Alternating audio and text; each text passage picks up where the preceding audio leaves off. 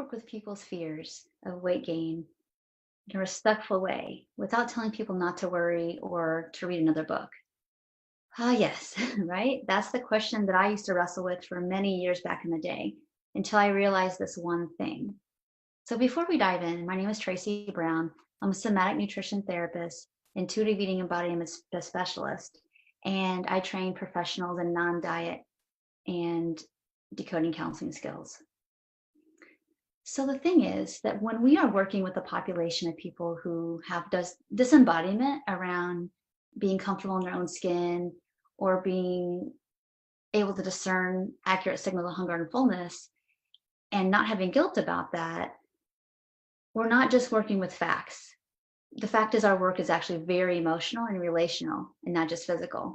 And most people in the healthcare field are trying to give advice. But with the trauma integrated work that we actually really need to do to help people make progress, um, endless worksheets and guides about what to eat and not to eat aren't going to be that helpful. And in fact, they could be harmful. So here's your tip. Are you ready? Is that your job isn't to make people not feel how they feel. In fact, that's actually more about you than it is about them. So if a client is really struggling with their body size or body changes and they feel scared, sad, mad, our job isn't to like kind of tiptoe around that. We actually want to know how to be in the muck with them. And when we are struggling with that, that says a whole lot more about what's going on in us, about either their emotion or our own relationship with our own food and body, which is okay. That's part of the growth work of doing this kind of work as well.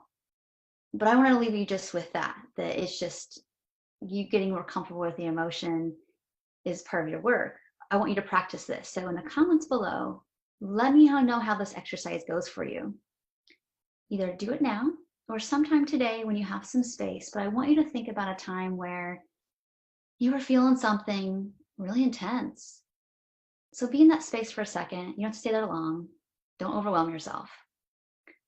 So you're in this intense space, feeling emotion, and someone comes up to you and starts to talk to you maybe very matter-of-factly or very intellectually, giving you a bunch of facts about your situation in the midst of crying or seething or even panicking.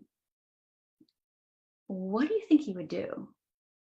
And I'll just speak for myself that I know probably what I would do is minimally disengage from the situation and not even be able to take in or fully let land possibly the good in what that experience could be. So I hope this tip helped you.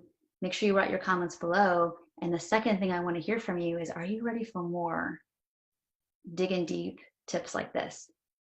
I'll talk to you next time in the next video. Take care.